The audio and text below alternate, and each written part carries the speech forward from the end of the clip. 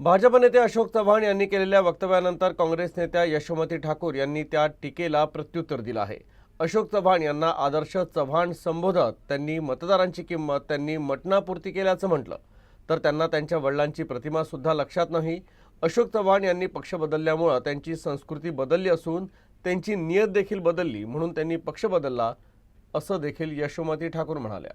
खरं यांनी गपलत केली, यांनी स्वतःची किंमत कमी केली, यांनी घोटाळे केले आणि भाजपमध्ये केले आणि भाजपमध्ये गेल्यानंतर स्वतःच्या वडिलांची प्रतिमा पण त्यांना लक्षात नाही आहे की एक मुख्यमंत्री, एक केंद्रीय मंत्री, त्यांचा मुलगा जो माजी मुख्यमंत्री आहे तो अशा घाणेरड्या गोष्टी बोलतो आणि या खालच्या पातळीवर जातो, याचं आश्चर्य मला नक्कीच आहे। अशोकराव चव्हाण साहेब ज्यावेळेला काँग्रेसमध्ये होते त्यावेळेला असं अजिबात करत नव्हते। आता पक्ष बदलल्यामुळे त्यांची संस्कृती पण बदललेली आहे आणि नियत बदलली म्हणून पक्ष बदलला असंही म्हणायला काही हरकत नाही। म्हणजे मतदारांची किंमत एका मटणापुरती यांनी केलेली आहे।